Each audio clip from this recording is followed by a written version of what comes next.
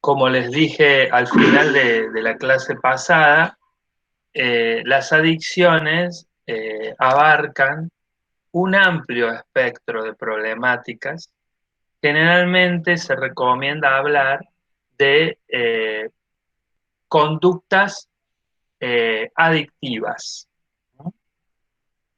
Conductas adictivas, es decir, observamos conductas, no nos focalizamos en el objeto de la adicción, es decir, a qué la persona es adicto, sino que nos focalizamos en la conducta de la persona.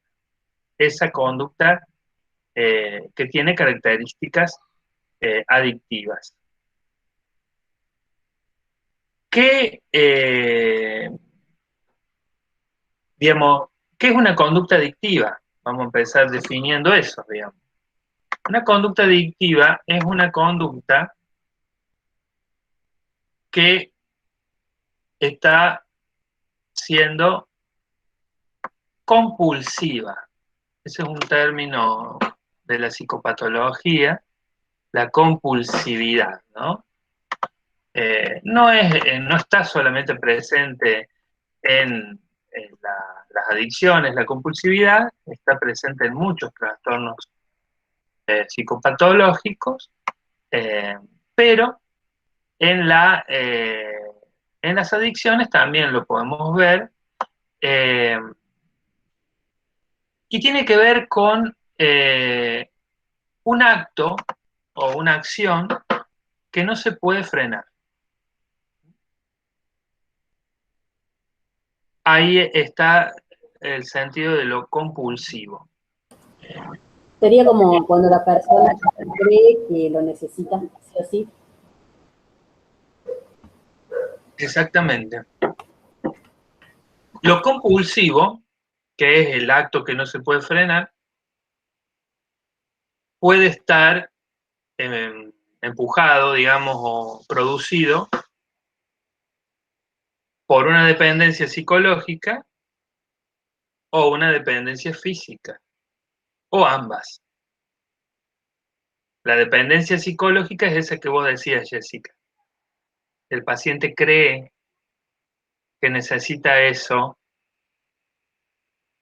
de manera esencial, digamos, para vivir, puede ser, digamos, eso, el significado, cada persona se lo va a otorgar de manera distinta, ¿no? Hay pacientes que creen que lo necesitan para vivir, otras que creen que lo necesitan para ser felices, otras que creen que lo necesitan para poder dialogar con las personas o para poder ser simpático o para poder ser un buen trabajador o para poder ser un buen hijo, digamos, siempre en la dependencia psicológica hay una creencia, ¿no? De que gracias a tal conducta uno obtiene un resultado, que sin esa conducta adictiva no va a obtener ese resultado. Esto es el mecanismo, digamos, que está presente por ahí, no hace falta, digamos, ser adicto, pero por ejemplo, muchos chicos o chicas que toman alcohol cuando salen para desinhibirse y poder, qué sé yo, ser más, eh, tener una personalidad más atractiva, tener cierta rapidez, cierta osadía en su forma de actuar, medios atrevidos, medios picantes, digamos, lo encuentran en ciertas dosis de alcohol que son desinhibitorias. Eh, Hay una película que se llama Sin Límite, probablemente la hayan visto, porque yo les hablo de películas que ya tienen sus años y que han estado ya, han pasado por Telefe, Canal 13 o América. Este, esta película Sin Límites muestra, ¿no?, como un adicto a la heroína, eh, digamos, esta situación que voy a contar, que cuenta la película, es bastante común. un escritor depresivo que no encuentra motivación para la vida, que no encuentra, que tiene que escribir un libro y que nunca puede sentarse a escribirlo porque no tiene ganas, no está motivado, está siempre ahí durmiendo, sucio, no se baña. Toma Bueno, una pastilla. y toma una pastilla que es como de casualidad que la encuentra, y esa pastilla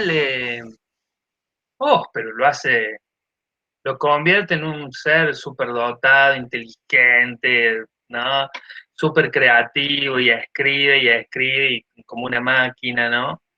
Este, bueno, y la persona entonces se vuelve adicta a esa pastilla y no, bueno, a pesar de que todos los problemas que empieza a tener por sostener el consumo de esa pastilla, no la deja de ninguna forma. Esa película yo me gustó hasta que llegó el final de esa película, porque no me gustó porque la película muestra que él lo deja como un ganador, digamos. No sé si se acuerdan del final, pero creo que a él lo eligen, no sé si diputado nacional de los Estados Unidos o congresista, como le dicen allá. Ahí Sí, está la esa que mandé al WhatsApp. Pues yo digo esa que mandé al WhatsApp. Camila Figosi. estoy bien. Sí, es esa, es esa. Es con este actor que nunca me sale el nombre, pero eh, es muy famoso. Eh, Es pero como bueno, el Bicodín para Doctor House. Bradley Cooper, ¿cómo? Es como el Bicodín para Doctor House. Claro, exactamente, sí. Digamos, nunca tiene finales felices la adicción. Te decía que la compulsión puede ser por una dependencia psicológica, es decir, que la persona hay ahí algo de una creencia, o la dependencia física, porque si la persona está consumiendo una sustancia, la sustancia también tiene su efecto. ¿Cuál es el efecto? El cuerpo le va a pedir, digamos, pero cualquier sustancia que nosotros ingresemos a nuestro cuerpo y produzca placer o produzca algo favorable en nuestro cuerpo, qué sé yo, saciedad, por ejemplo, si estamos acostumbrados a comer, no sé, chocolates y de repente lo corto y no vuelvo a consumir, mi cuerpo me va a pedir. ¿Mm? Porque hay sustancias, el chocolate, el cigarrillo, el mate, el té, el café, ¿Mm? Las azúcares en general, los caramelos, bueno, todo lo que tenga alto contenido en azúcar, la Coca-Cola, porque es azúcar, cafeína, eh, todos esos alimentos muy ricos en grasas o en azúcares generan en nuestro cuerpo una demanda. Nuestro cuerpo pide eso. Eh, Imagínense en las sustancias tóxicas que tienen un alto poder tóxico, como la cocaína, como la heroína, como el ácido lisérgico o LSD, eh, o incluso las marihuanas de alta pureza, generan que nuestro cuerpo va a pedir eso. Entonces, cuando el cuerpo pide y pide y pide, ¿qué es lo que se genera? El síndrome de abstinencia. El síndrome de abstinencia es un síndrome, es porque es un conjunto de síntomas, ¿no? Todos físicos, principalmente físicos, ¿no? Pero también cognitivos. Físicos porque, digamos, lo que uno ve más claramente es lo físico, digamos. Eh, Después ahí en el material lo vamos a repasar. Está eh, especificado, ¿no?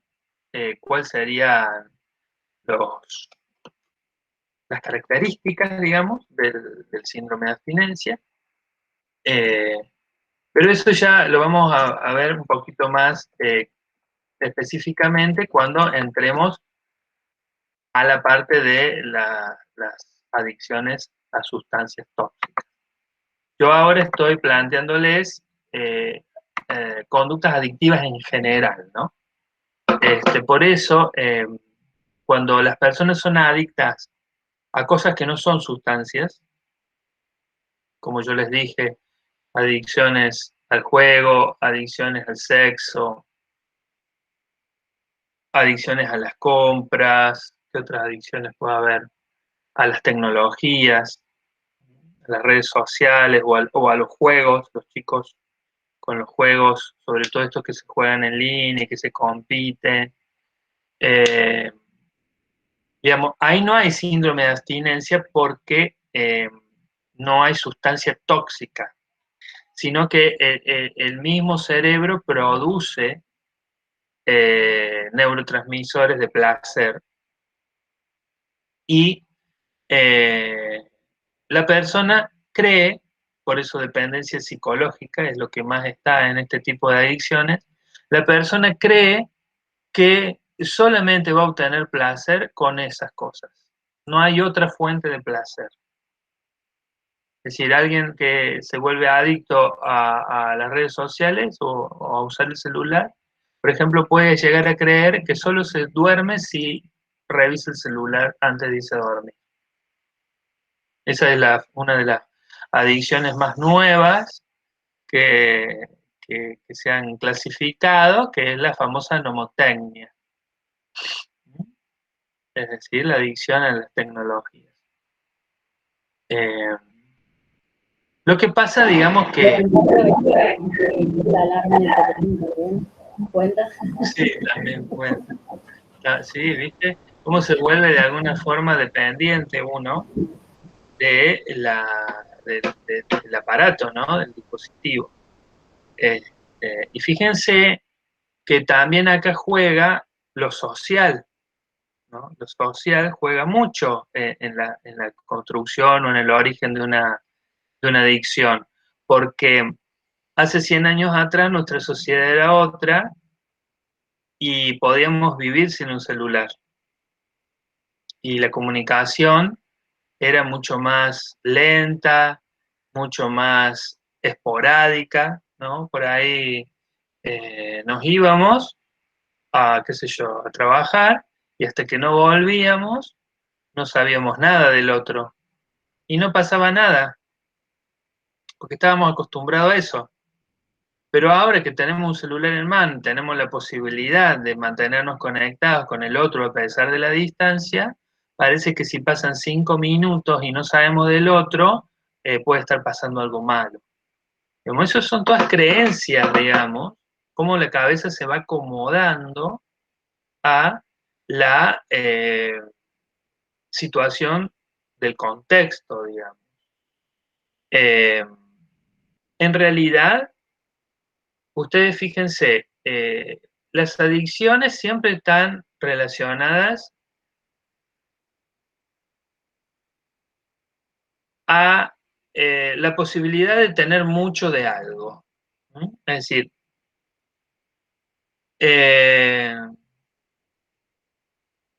las problemáticas adictivas comienzan, no es que comienzan, sino Es que el exceso. el exceso. Hay una Es el película exceso de argentina que cualquier habla cosa. sobre el fútbol, la adicción al fútbol de Suar. Sí, sí. Tienes razón. Bueno, sí, digamos, tiene mucho que ver con los excesos. Digamos, cuando yo no puedo administrar el exceso, pero es cierto que hay exceso, por ejemplo, comida, hay exceso, digamos, vivimos en una sociedad donde se tiran millones de kilos de comida por día. A pesar de que sigue habiendo un montón de gente que no come o que no tiene para comer, eh, otra porción de la población tiene 10 veces las opciones de comida que no tiene el resto.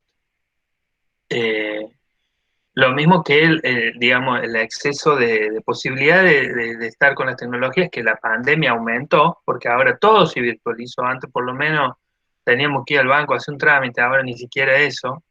Entonces, digamos, todo lo que se produce en exceso en nuestra sociedad genera en el ser humano, en algunos, no en todos, la dificultad de no saber cómo administrar o de no poder administrar, porque se engancha con alguna cuestión que adentro nuestro anda floja, media desacomodada, y que engancha como anillo al dedo para aliviarlo o directamente borrarlo. Que nosotros en salud mental generalmente no decimos borrar. Por ejemplo, se me murió mi papá por COVID y me volví adicto a las tecnologías. Generalmente nosotros decimos taponar, ¿no? No es que se borró, sino que el paciente con la adicción a la tecnología taponó, es decir, tapó. Está ahí todavía, pero lo tapó, ¿no? Y lo disimuló bien y no lo ve. ¿No? Eh, generalmente estas cosas que yo le digo, estas cosas flojas o irresueltas que tienen adentro las personas que se enganchan con las adicciones, son situaciones de duelos no resueltas, son situaciones de crisis. A algunos adolescentes que les cuesta mucho elaborar la crisis adolescente son más vulnerables a las adicciones, a aferrarse a alguna conducta adictiva.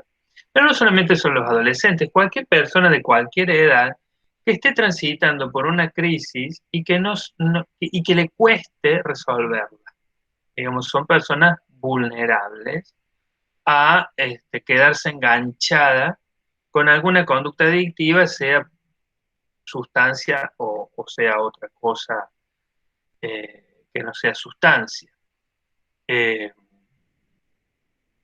sé yo, personas que no han logrado resolver su inseguridad o su falta de autoestima pueden volverse adictas a una persona, por ejemplo, a pensar que no va a poder vivir sin esa persona, o personas que eh, sienten, sienten que nadie los quiere, que en cualquier momento esa persona se va a ir, que la única forma de retenerla es con el sexo. Puede ser que eso haga que la persona se vuelva adicta al sexo. Por ejemplo, una cosa también importante. Por lo general, una persona adicta a algo no es adicta solamente a eso. Digamos, generalmente, esto se ha descubierto hace poco, porque antes se pensaba que, bueno, una persona adicta a la marihuana era solamente adicta a la marihuana. Y en general, cuando se han estudiado la personalidad de estas personas, se ha visto que en realidad tienen conductas adictivas con muchas cosas. Un adicto a la marihuana generalmente también tiene una modalidad adictiva de relacionarse en la vida afectiva, tiene una modalidad adictiva de comer, digamos, podríamos decir una modalidad compulsiva, ¿no?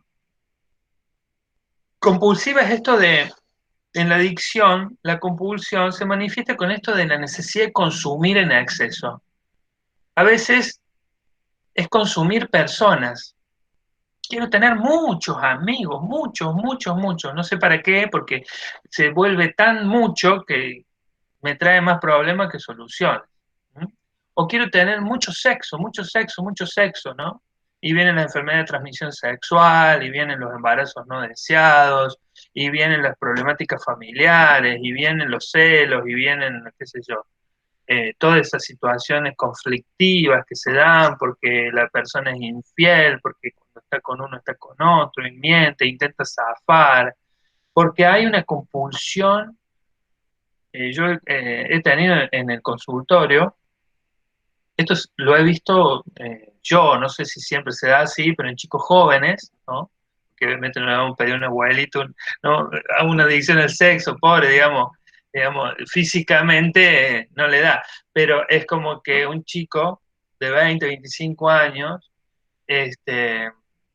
bueno, que venía con esta cuestión de una necesidad irrefrenable de levantarse la mayor cantidad de minas que pudiera por fin de semana.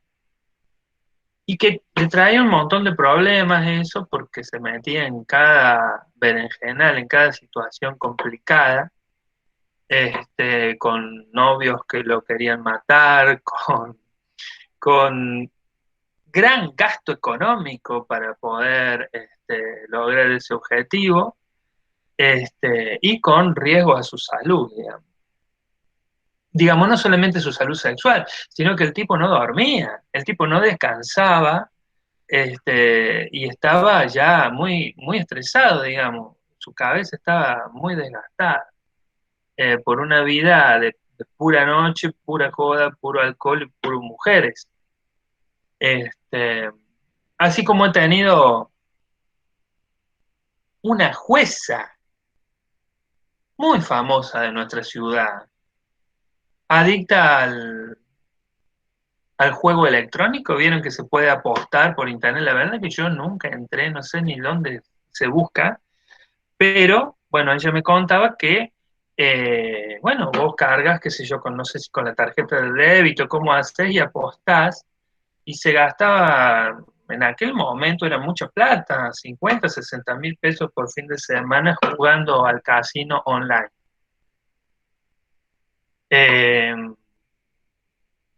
digamos, muchas situaciones adictivas. Hay parejas adictivas, donde uno o los dos no pueden dejar de consumir al otro. Digamos, consumir al otro, ¿qué quiere decir? Necesito saber todo el tiempo dónde está, qué hace, que me diga que te quiero, que esté pensando en mí, que haga todo por mí, que, digamos, esas también son situaciones adictivas porque es como que yo quiero eh, abarcar todo del otro, que no quede nada, ¿no? Del otro que no sea mío, digamos.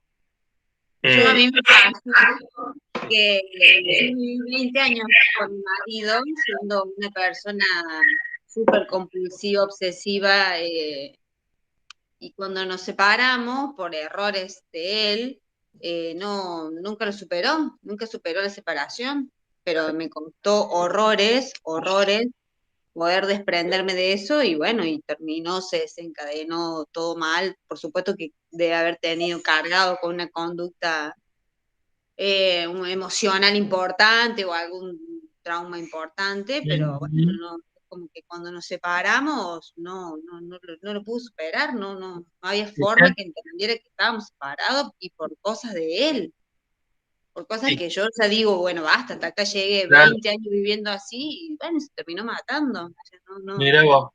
y vos decís, por supuesto, una carga emocional que él debe haber tenido, pero Sí, es como pero que vos fíjate, decís, fíjate vos ahí, la dependencia psicológica, ¿no? De decir, no puedo vivir sin esta persona, digamos, es una clara adicción afectiva. Este, pero vos no entendés el comportamiento de por qué lo descuidaste tanto, si es una Ujú. dependencia afectiva. Es que esa es la gran contradicción, digamos, de las adicciones afectivas, porque, em, como yo decía, quiero consumir el otro y, digamos, te volvés insoportable. ¿Me explico? Digamos, si yo quiero saber todo de vos, quiero que estés siempre conmigo, hay hombres que no quieren que la mujer trabaje, ¿no? Que no tenga amigos. Yo tengo una paciente ahora que está en una situación parecida con su pareja, no quiere que tenga redes sociales, no le dejas, la dejó ahora abrir un Facebook, pero sin imágenes. Porque tiene terror a que alguien le mire a la mujer, ¿no? Trabajan juntos, no la deja ni a sol ni a sombra. ¿Mm? La chica no tiene amigos, poco a poco los fue dejando. Eh, digamos, eso es consumir al otro. A eso me refiero cuando, digamos, lo consumo, le quito toda su libertad, le quito toda su identidad, ¿no? Y obviamente, ¿qué va a sentir la persona que se está sintiendo consumida? Totalmente agobiada, va a querer salir corriendo. ¿Ah? Totalmente agotada. Cuando esa persona, después por un dolor en el medio, descubrís que la vida pasa por otro lado o vivís de otra forma, Ujú, no volvés nunca más a esa obsesión. exactamente.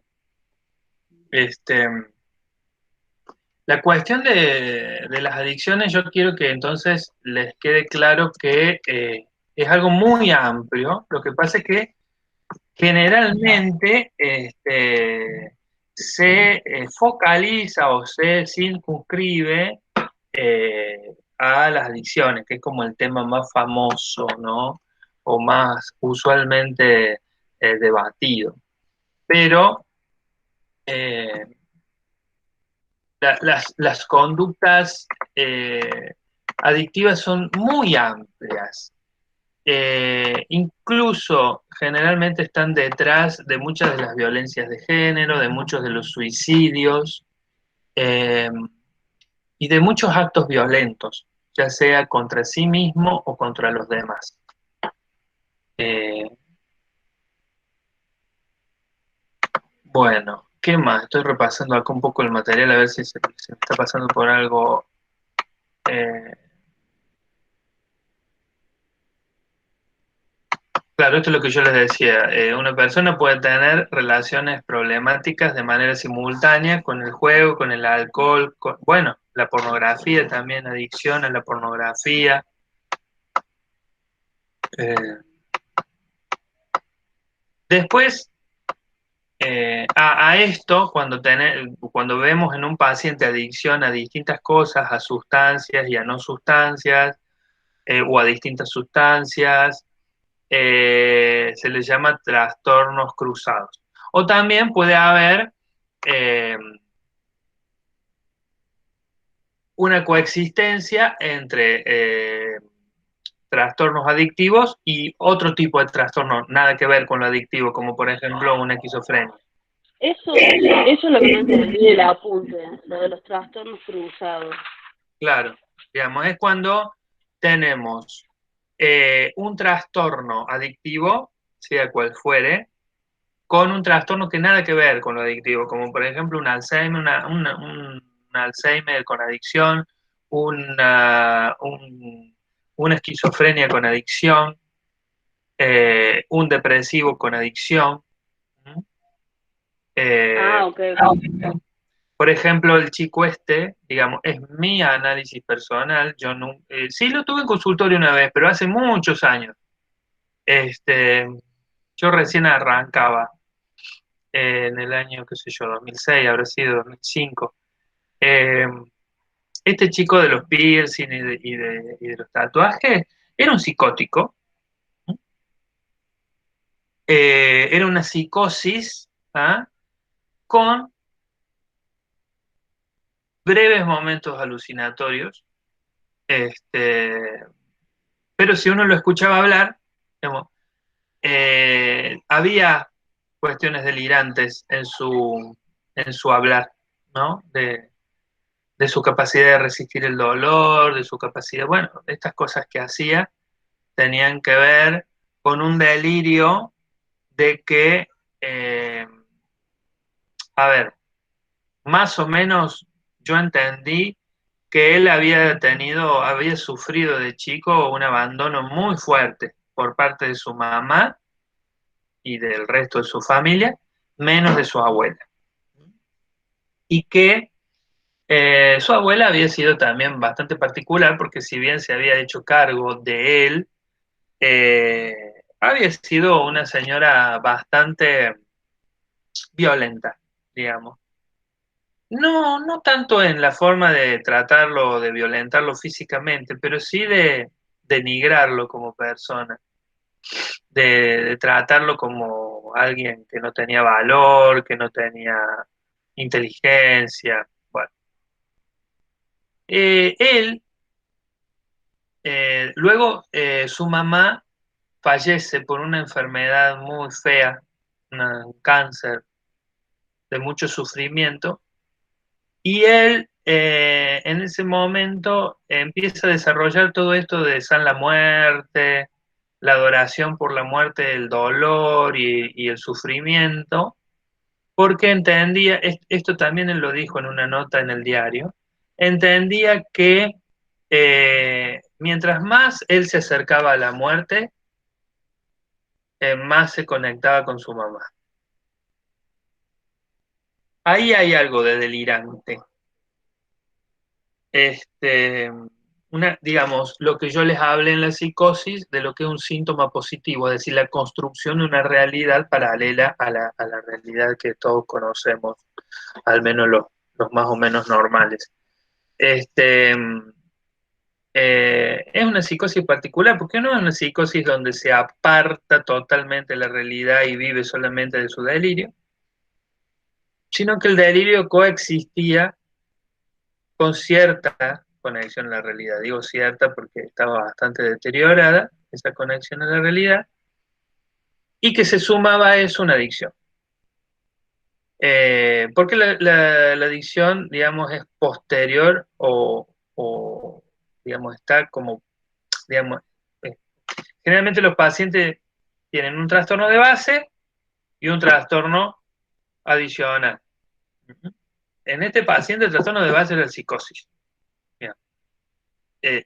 ¿Por qué yo sostengo eso? Porque vos podés curarlo de la adicción. Ponele que él hiciera un tratamiento muy efectivo, muy bueno, y dejar de ser adicto, pero no iba a dejar de ser psicótico. Es decir, ahí hay algo de base estructural que es más fuerte y más crónico que lo otro. Eso es un trastorno cruzado, es un ejemplo de trastorno cruzado, digamos, una depresión que deviene luego en algún trastorno adictivo. En realidad la adicción aparece en una persona que ya tiene un trastorno anterior, aparece como una ilusión de solución. ¿Ah? Por ejemplo, un depresivo puede llegar a pensar que la adicción a la lidocaína o al tramadol lo va a sacar de la depresión. Y luego entonces se agarra dos trastornos en vez de uno.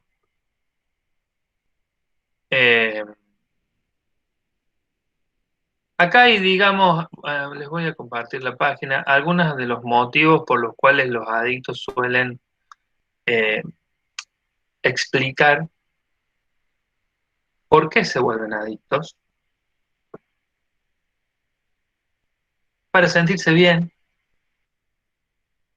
porque las drogas algunas drogas, ¿no? pueden producir sensaciones intensas de placer o euforia, ¿no? Sobre todo las sustancias estimulantes.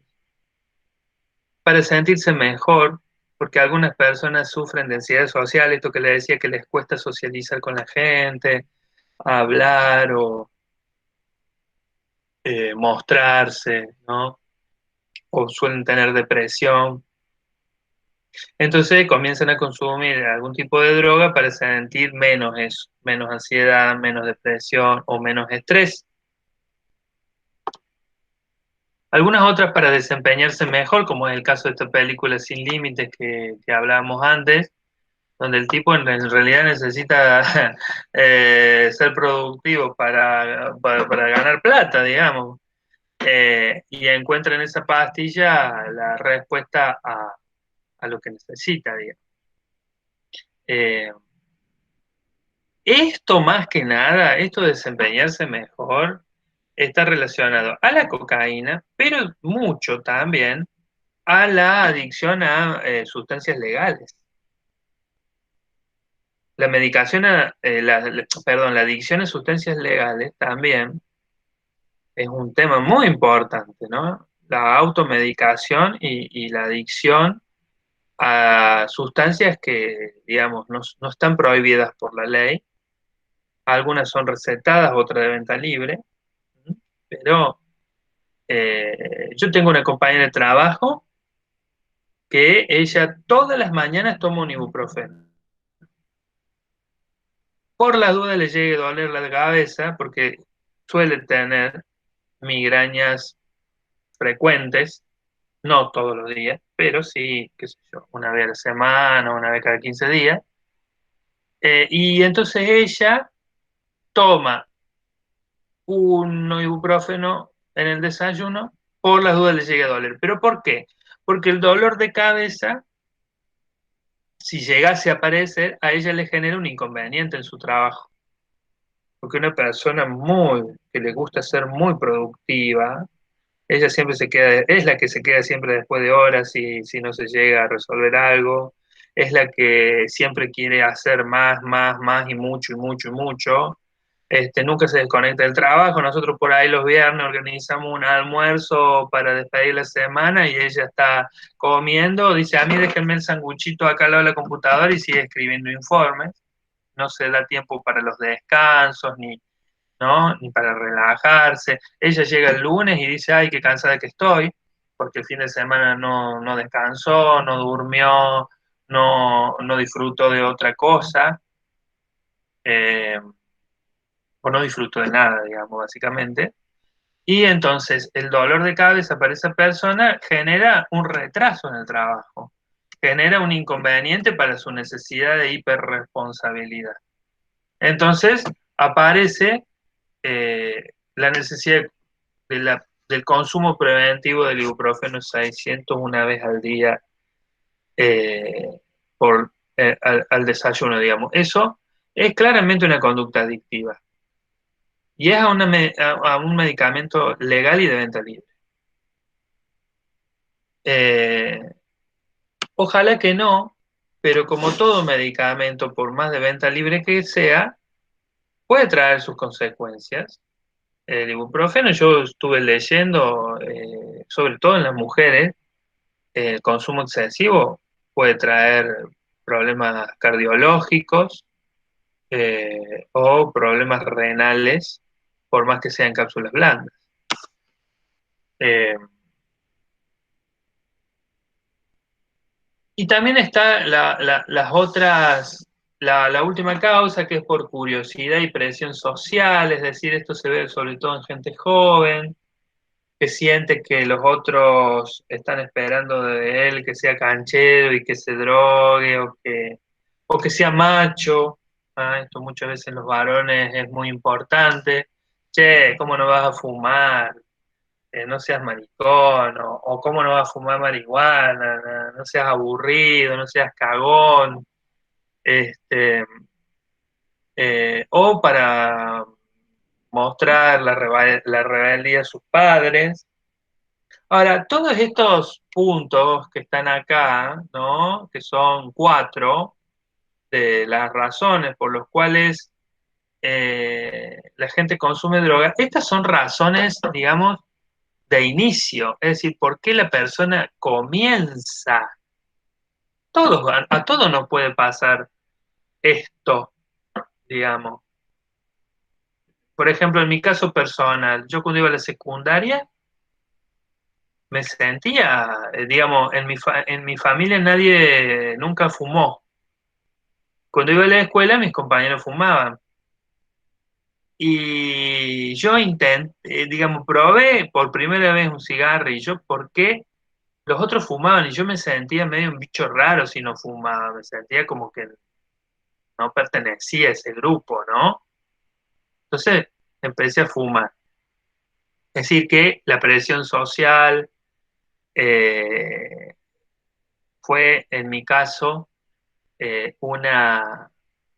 una de las razones por las cuales yo probé, inicié. Pero eso no explica por qué una persona luego se vuelve adicta, porque una cosa, ahí voy a tirar otro concepto importante. Una cosa es el uso de una sustancia y otra cosa es el abuso. Hay gente que usa una sustancia, es decir, como yo, por ejemplo, fumé, pero nunca me salió a abusar de eso. ¿Por qué? Porque cuando fumaba no sentía ningún placer. Entonces, ¿qué hacía? Fumaba cuando estaba con los chicos, para quedar bien. Cuando no estaba con los chicos, cuando estaba con mi familia, o cuando estaba con mis otros amigos del barrio, no de la escuela, o cuando me iba de vacaciones, o cuando, no sé, hacía otras cosas que no hacía con ellos, no fumaba. Porque para mí no tenía ningún placer, ningún sentido, digamos, más que quedar bien con los otros. Entonces yo de esa sustancia hacía un uso. ¿Por qué no hice abuso? No les puedo explicar. Pero hay gente que comienza con el uso y luego continúa con el abuso. El problema está en el abuso, digamos, porque en el abuso aparecen las consecuencias negativas de la sustancia, legal o ilegal, porque tenemos fumadores con las uñas todas amarillas, la tez toda resecada, agrietada, la vía oral, los dientes, la lengua, el tracto respiratorio, los pulmones totalmente impregnados de las sustancias químicas del cigarrillo, que pónganse a averiguar lo que tiene. Ya sé que los fumadores no van a dejar de fumar por eso, le ponen un chico carcomido por el cigarrillo en el útero de la madre y siguen fumando, digamos, porque no pasa solamente por la información, hay cuestiones de adentro subjetivas muy fuertes.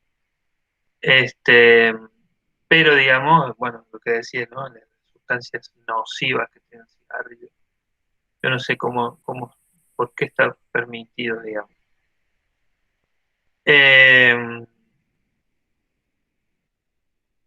¿Qué les decía?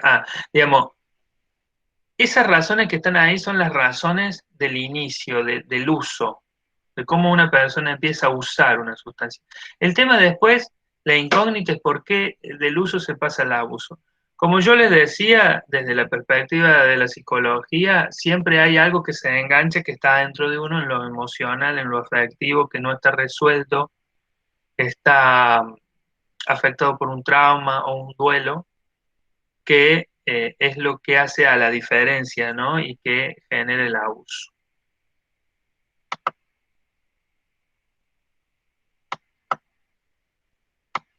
Bueno, después menciona factores de riesgo, es decir, situaciones anexas o colaterales que pueden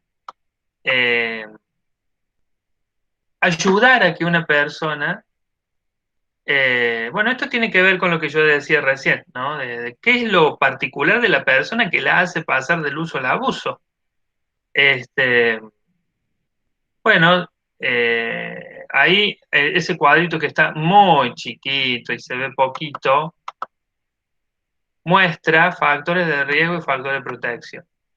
Es decir, de riesgo a pasar al abuso de sustancias puede ser comportamiento agresivo en la niñez, falta de supervisión de los padres, pocas habilidades sociales, es decir, para relacionarse, para estar con la gente, para, qué sé yo, tener amigos, para hacer tareas compartidas. Haber probado drogas es un factor de riesgo porque hay mucha gente que jamás en su vida ni las probó, ni nada, ni cigarrillo, ni alcohol, ni nada. Que haya disponibilidad en el medio donde la persona está, por ejemplo en la escuela, y la pobreza. La pobreza también es un factor de riesgo importante, ¿no? Y los factores de protección serían lo contrario a lo que acabo de decir. Después ahí abajo está un poquito más detallado, desplegado, ¿no? Cuando en el hogar y en la familia hay ambientes nocivos o que sí. Pregunto ahí, ¿por qué en la pobreza? Bueno, porque el sufrimiento es más grande. ¿Por qué no en la riqueza? Hay mucha Sí, gente no, que tiene poder adquisitivo y también está sufriendo, digamos, no por pobreza, pero sí por abundancia. es cierto, pero lamentablemente en la pobreza se carecen de muchas cosas, lamentablemente, ¿no? Digamos, hay más vulnerabilidad. ¿Por qué? Porque Hay más vulnerabilidad. hay más vulnerabilidad porque bueno, a ver, digamos, no toda la gente con riqueza vive en ambientes Sí. afectivos y sociales hostiles. Tiene posibilidades. También como tampoco, o sea, hay muchos chicos que viven en una situación económica muy bien y sin embargo no tienen el oído, ni el afecto, ni el abrazo de un padre, ponerle una madre. Tal y eso cual. también lo lleva a Tal cual. consumir, y muchas veces en las clases bajas encuentran eso en grupos de pares, y no te digo que sí, en la riqueza mala y pobreza todo bien, no, me refiero a que por ahí hay un 50 y un 50. Puede ser, Hoy, en puede esta ser. sociedad.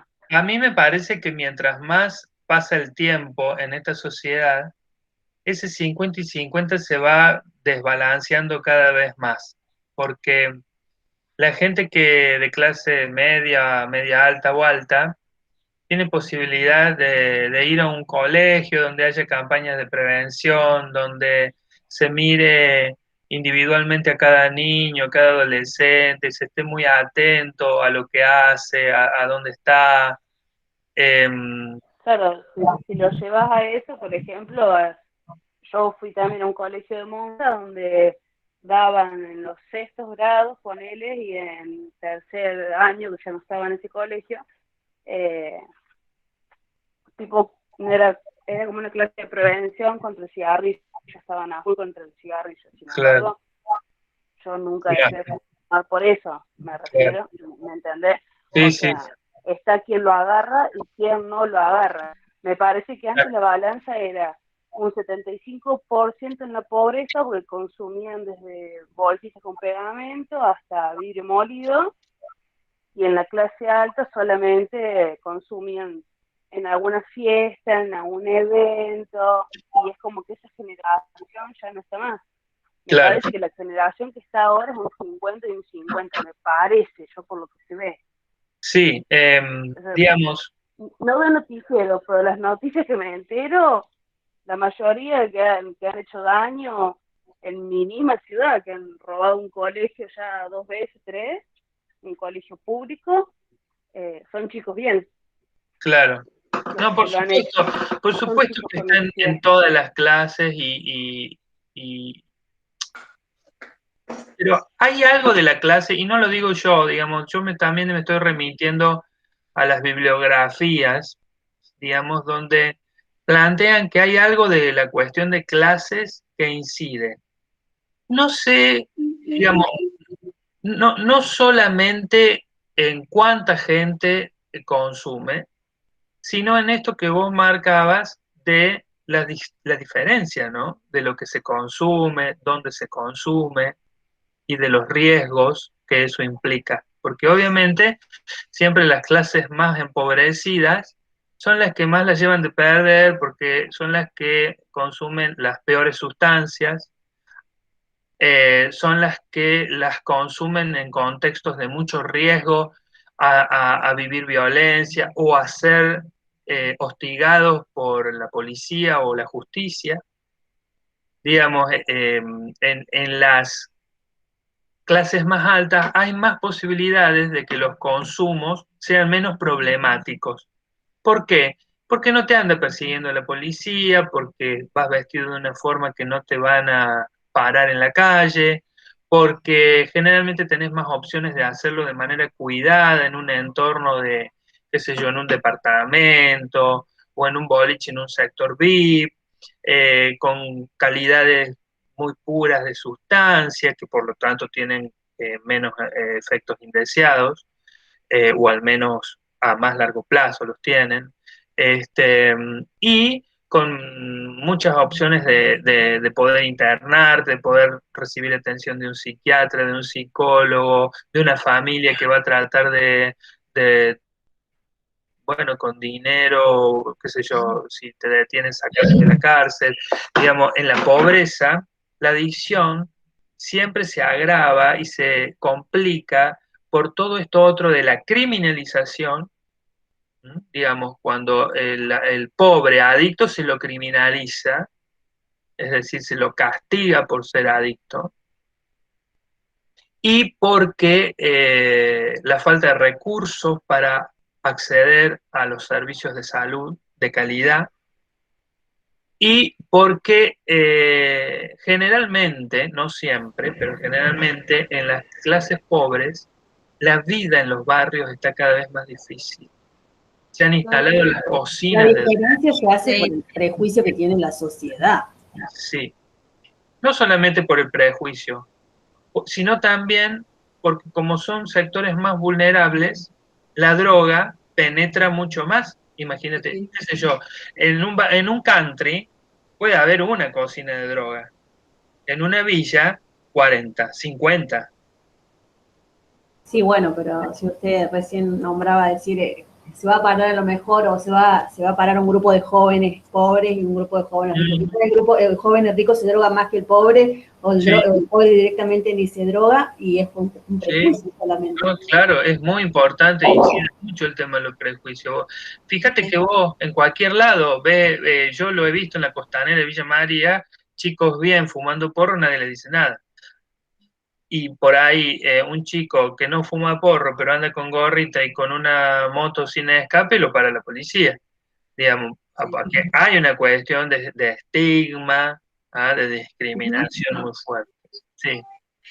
Igual yo vivo en un barrio muy vulnerable, muy pobre, y lo que se ve, lo que veo a diario, ¿no? Que se transmite de generación en generación la droga, que los hermanos más grandes se drogan o fuman adelante de sus hermanitos más chicos, crecen en ese hogar así, sin ninguna posibilidad de cambio, y que todo el mundo hoy por la falta de trabajo, qué sé yo, no sé qué, pero todo el mundo vende, se consigue fácil. Fácil y una salida económica también rápida.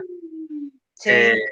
Sí, sí, digamos, a ver, acá en barrios de Villa María, Y es más fácil que salir y buscar trabajo. a veces sí, digamos, por ejemplo, la pandemia impactó muchísimo en las clases bajas, porque digamos, la pandemia no me afectó tanto a nivel económico como a un albañil, por ejemplo, o como un servicio doméstico. ¿Cuántas mujeres que viven del servicio doméstico que las mandaron a su casa y no les pagaron más un peso? Digamos, yo tengo la suerte de poder atender online a mi paciente o de poder seguir cobrando un sueldo por un empleo en el Estado. Digamos, y esto se ve mucho en la cárcel, chicas, ¿eh? La cantidad de mujeres que por primera vez se metieron en el circuito del comercio de las drogas para seguir sosteniendo sus familias se incrementó muchísimo con la pandemia. Así como mujeres que... Bueno, con esto Sí. o sea, debe haber muchos sectores o subsectores, como se diga, porque yo tengo una pareja amiga, pues conocida más que amiga, que nosotros estamos en plena pandemia viendo qué hacer para poder comprar la comida, literal, viendo cómo hacer, y ellos del gobierno estaban cobrando algo de 65.000 pesos entre planes, tarjeta, y sin preocupación, sentaditos en la casa, con la comida, vos los veías ahí regando el pastito, re tranquilo, y uno caminando por las paredes viendo cómo iba a ser. O sea que no sé hasta dónde afectado el sector más vulnerable. Sí, en realidad... Yo no tengo la suerte de recibir la tarjeta alimentaria ni todos los beneficios de la asignación universal por hijo que mucha gente del sector más bajo las tiene, y no estoy en contra de eso, para nada, pero a lo que voy es que no sé hasta dónde se afectó la clase más baja, ¿me entendés? Sí. O el subsector, porque ya no existe más la clase media, está la clase baja, un poquito alta, y de clase baja. Claro. Miren, yo les explico una cosa, digámoslo, sobre todo las que son de Villa María. No vamos, digamos, el nivel en que ha avanzado la droga, pero el tráfico, digamos, en todos estos años, digamos, comparemos 50 años atrás y hoy, digamos. Hoy hay barrios de Villa María donde hay bandas mafiosas, donde hay cocinas de drogas. Digamos, Villa María antes era una ciudad donde la droga venía de otro lado. La traían de otro lado, la fabricaban en otro lado y la traían acá para venderla. Hoy es una ciudad donde se fabrica droga. la mayoría, el gran porcentaje de fábricas de droga están en los barrios vulnerables. Eh, eh, en los barrios hay gente armada, ustedes lo verán, bueno, Cecilia no ve noticias, pero en los diarios sale los tiroteos, que la policía no puede entrar, sale la policía con los móviles todos rotos, y no pudo ni siquiera intervenir, ni ir a buscar a nadie, ni llevarse preso a nadie. Las madres, los hijos salen en defensa de un integrante de su familia y se enfrentan a la policía. Barrio, hasta no hace mucho salió la noticia, el barrio La Acacia, que cobran peaje para entrar al barrio. Digamos, todo eso está relacionado a la droga. Dale, Ivana. Gracias, profe. Nos vemos. Chau, que estén bien. Chao, chao.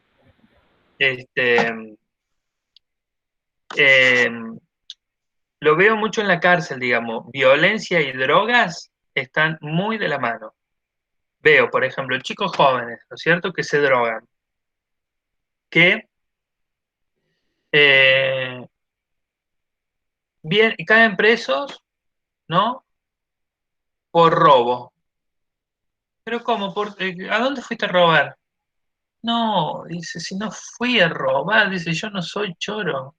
Dice, ¿qué pasa? Dice, yo voy a comprar a la casa de tal, que es un vecino de un barrio acá de Villa María, voy a comprar droga, y el tipo me dio de mala calidad. Me cobró, no sé, 2.000 pesos y me vendió una porquería. Entonces el tipo se quiso hacer vivo y yo fui más vivo que él. Fui, ¿y saben lo que robó? Droga robó. No fue a robar el celular, la computadora, el televisor. Fue a robarle la droga. Y después la vendía a él.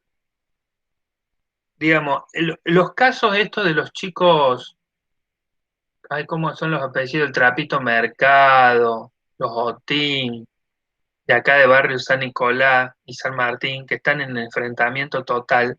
La banda del San Martín creo que son los Mercados. Y la banda del San Nicolás son los Otín. Han habido ya no sé cuántas muertes, 3 o 4 muertes en estos enfrentamientos. ¿Cómo ellos obtienen el dinero para comprar las armas, para organizarse como bandas y defender el barrio y que los mercados no entren al San Nicolás y que los Otín no entren con la venta de droga? Digamos, y se arman tiroteos y ya los tiroteos se armaron, antes eran adentro del barrio, ahora el tiroteo se armó en la costanera. Y se confundieron y querían matar a un mercado y mataron al otro. Y después esa banda cayó presa y mataron a un Otín en un pabellón adentro de la cárcel. Y después después que mataron a un Otín, los otros Otín que estaban presos los mandaron a Cruz del Eje para supuestamente preservar la vida, y los mercados desde la calle le pagaron a unos presos que estaban en Cruz del Eje para que mataran a otro Otín allá en Cruz del Eje. ¿Y de dónde sacan esa plata para pagar, para matar, para encargar sicarios, digamos, todas son las cocinas de droga, porque ellos defienden el negocio? Porque los mercados quieren vender droga en el San Nicolás y los Otin quieren expandir el negocio, y el que está del otro lado quiere que no se expandan, digamos. Esto está sucediendo en Villa María, digamos, y hace 50 años no ocurría. Digamos, en Villa María, como en un montón de ciudades que antes eran más pueblos y ahora son más ciudades. Y hay ajuste de cuentas entre ellos, ¿no? Que no les interesa nada, es ajuste de cuenta entre una banda y otra. Nada, ustedes saben que este enfrentamiento mercado-otín de estos clanes está asociado a un montón de delitos que por ahí ustedes en el diario leen y ni se imaginan que están asociados a este enfrentamiento de bandas. Cuando dice, una persona estaba barriendo en la calle, salió hace no mucho tiempo y la tirotearon y murió. Otra prendió fuego a una casa. Vos decís, ¿pero qué le pasó a este tipo? ¿Está loco? ¿O es violencia de género? ¿Está obsesionado con una mujer? No, era un mercado que le prendió fuego la casa a un otín porque le mataron a un mercado. Balearon tal casa, se salvó de milagro la gente que estaba adentro, había criaturitas, todo tiene que ver con el mismo conflicto. Y es como que no paran, porque uno hace una cosa, el otro va y hace la venganza, y el otro hace la venganza de la venganza, y el otro hace de la venganza, de la venganza, de la venganza, y no paran, y la policía no los puede parar. Y cada 2 por 3 hay muertos a partir de todo esto.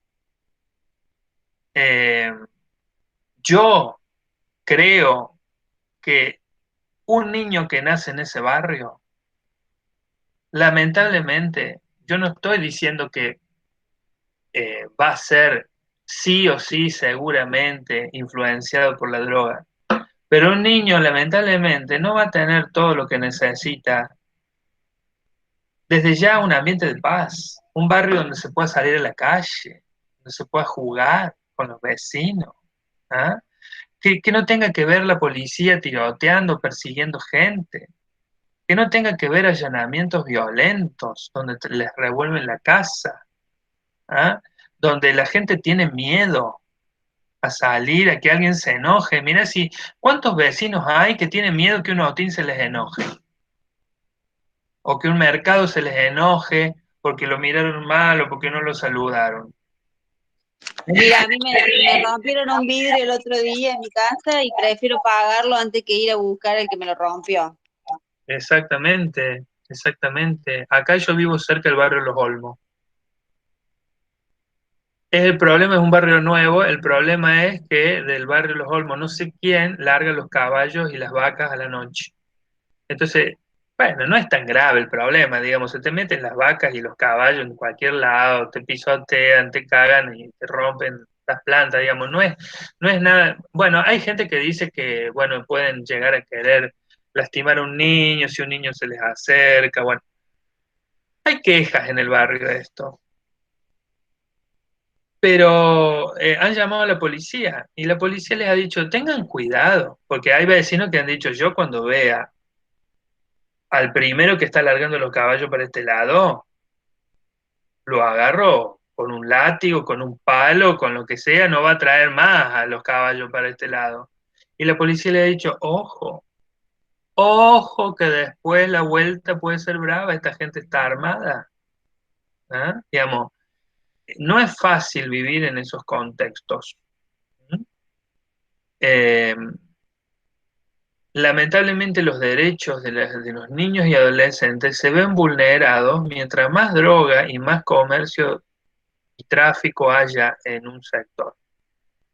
Eh, la disponibilidad, bueno, y esto que decía también es importante, cuando en la familia, y esto pasa tanto en familias ricas como en pobres, cuando en la familia se consume mucha droga, legal, a veces es legal, pero bueno, qué sé yo, la hija de mi compañera que consume un ibuprofeno por día puede llegar a creer que eso está bien.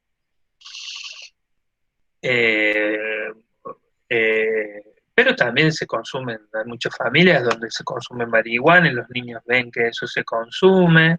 Ok, acceso, yo tengo una paciente donde nosotros analizamos, ¿no es cierto? Si el padre vuelve borracho de los asados, ¿qué me vas a decir que ahora el hijo adolescente se pega una piña en la moto porque salió borracho de un asado? ¿Qué me vas a decir? Digamos, hay un modelo ahí. Después de la piña que se pegó el chico en la moto, porque venía borracho, la mamá dijo, acá en casa no hay más, porque dice, nosotros íbamos antes al súper y traíamos, comprábamos 10, 12 cajas de cerveza porque estaban en oferta y las dejábamos ahí en una despensita que tenemos. No, dice, no podemos hacer más eso porque el chico iba y se tomaba 3 cervezas así nomás de un saque antes de la cena. Entonces decidió no comprar más. que no haya tanta disponibilidad de alcohol. Un día llega la mamá de trabajar y ve en la despensita 20 cajas de cerveza. ¿Qué pasó? El papá, como vio la oferta, las compró. Pero no habíamos hablado de que no íbamos a comprar más. Y bueno, pero está en oferta, tampoco es tan grave la justificación, la negación del problema y el modelo que se impone, el modelo adictivo que se impone en la familia, ¿ah? Por sobre el modelo saludable que sería la mamá. Entonces, digamos, obviamente hay una transmisión intrafamiliar, es decir, dentro de la familia, de los modelos que se muestran a los chicos desde que son criaturitas.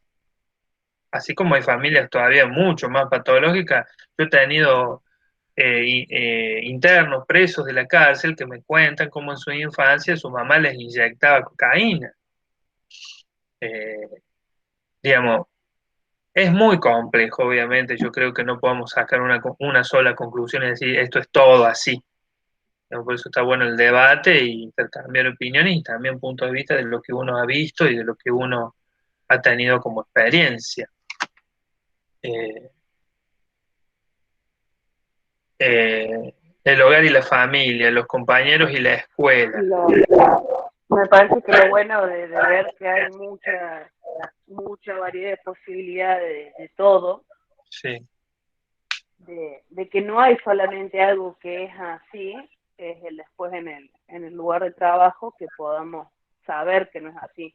la diversidad, sí, la Porque diversidad. no, exacto, que haya la diversidad, el saber que se puede, que hay diversas formas de ver una patología o Sí. de saber que hay una patología ahí, y no porque no tiene algo que Exacto. eso, ¿me entendés? No sea una patología. No sé si me explico.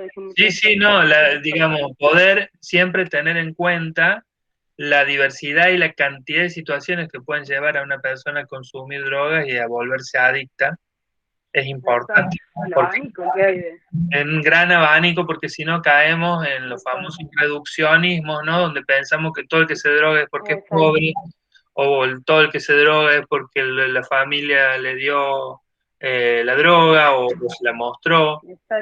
Y por ahí pecamos de demasiado reduccionistas y prejuiciosos. Por eso siempre es importante, aprovecho esto para recalcarlo, ir al caso por caso, ¿no? No manejarnos tanto con reglas generales y tratar de entender en esta persona qué pasó y qué está pasando. Que por ahí puede ser en algún punto parecida a lo que le pasa a otras personas y en otro punto bien distinta.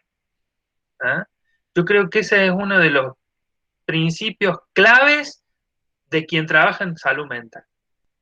Poder siempre tener presente la particularidad del caso, porque no todas las psicosis son iguales, no todas las adicciones son iguales, y cada paciente en un punto es un mundo.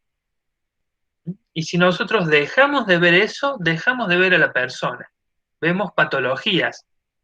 ¿Ah? Las patologías son todas iguales, la psicosis ya está definida en los manuales, tiene sus síntomas, pero cuando lo vemos en una persona nunca va a ser igual a la otra. Y el tratamiento va a ser mucho más exitoso si nosotros podemos captar esas particularidades, eso que hace a la persona con esa patología única y irrepetible.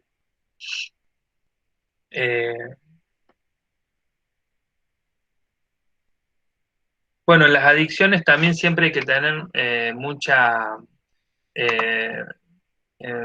siempre tener en cuenta mucho, no solamente el tipo de, digamos, a qué edad comenzó, por cuáles fueron los factores que estuvieron asociados a ese comienzo, cuáles fueron los factores que están asociados a que ese comienzo se haya agravado, y no solamente el tipo de sustancias que consume, sino cómo las consume, si las fuma, si se las inyecta, si las inhala, y las frecuencias. Con respecto a las frecuencias, también tenemos que... ¿qué estoy compartiendo? Alguna cosa. también, también hay que sacarnos un prejuicio de la cabeza, porque a veces creemos que el que consume muchas veces o muy seguido es más adicto que el que consume pocas veces o más esporádico. Y en realidad no siempre es así. Yo puedo tener un paciente que consume una vez al mes, pero le sacaste una vez al mes y entró en un periodo de abstinencia impresionante. Y por ahí que consume todos los días, le saqué y no me hizo, o me hizo una abstinencia mucho más leve. Digamos, eh, la frecuencia y la cantidad no siempre van de la mano con el nivel de adicción. Eh, sí hay sustancias más adictivas que otras. Generalmente las sustancias que nosotros extraemos de la naturaleza son menos adictivas. Y las sustancias que ya las fabrican y le ponen un montón de componentes y lleva tiempo y dinero para su elaboración, generalmente son más adictivas, porque justamente se hace todo ese trabajo para que su poder tóxico sea mucho más profundo. Bueno. Bueno, ahí abajo está lo que yo les decía antes de los 3 tipos básicos en los que los sujetos se relacionan con las drogas o las personas se relacionan con las drogas: el uso, el abuso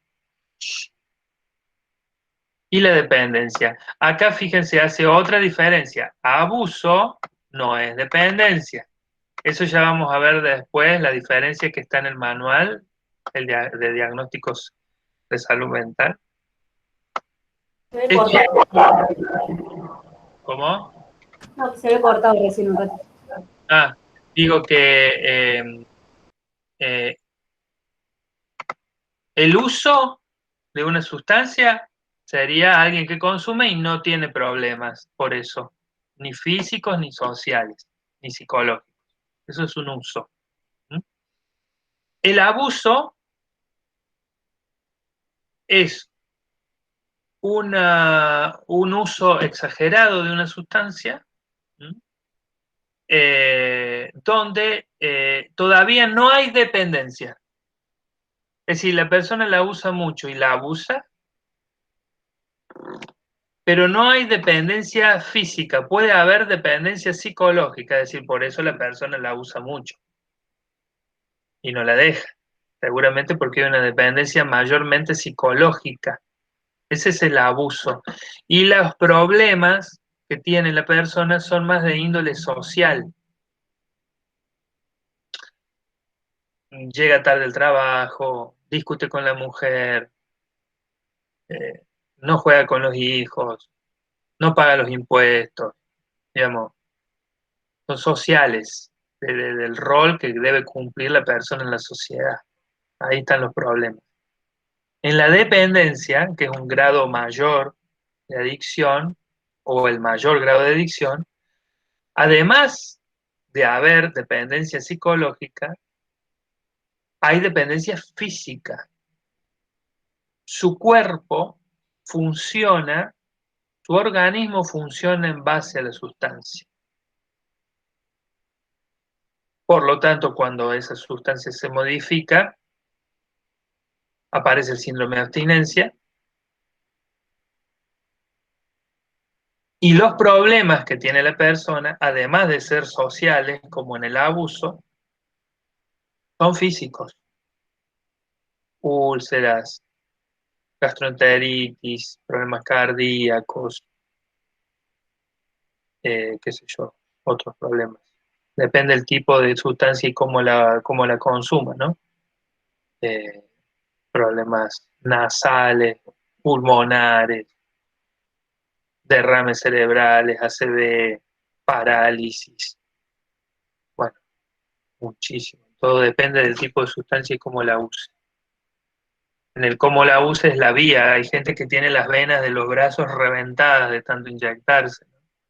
Depende de la vía Hay gente, les cuento una cosa, un interno de la cárcel que durante 40 años inhaló cocaína, un día, porque la inhalan con una... a la lapicera le sacan, vieron, donde está la tinta y queda el plástico nomás, y con eso levantan el polvo, y un día, después de 40 años consumir, hizo así, inhaló, y se le metió, tenía la cocaína, le comió tanto el conducto nasal, que pasó, la virome, pasó y se incrustó en el cerebro. Tuvieron que hacer una cirugía porque, digamos, pasó de largo, digamos. Cuando aspiró, aspiró con lapicera y todo. Fíjense ustedes cómo la sustancia fue carcomiendo la masa ósea, cartílago y masa ósea, y pasó, digamos. Y bueno, es un preso que hace los 18 años que está preso, que entró y salió, y es uno de los más viejos, ahora tienen casi 70 años.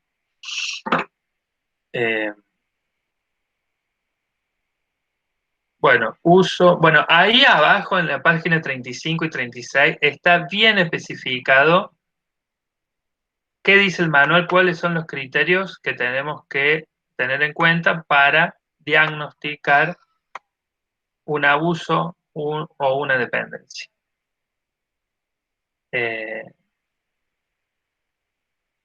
Fíjense que en los dos casos lo que pide es que haya 12 meses, es decir, que la sintomatología que después describe se haya continuado o haya estado presente durante al menos mínimo 12 meses. Un año, digamos. Bueno, después vamos a ver bien en la clase que viene esta parte de los criterios diagnósticos del manual, porque ya es tarde y va a llevar su tiempito. ¿Alguna pregunta, duda, opinión final? No, profe. Bueno. No, No, no. profe. Bueno, entonces, nos vemos el miércoles que viene, ¿sí? Bueno, nos vemos. Chau, Hasta la chau. semana que viene. Perfecto, chau, chau. Chao.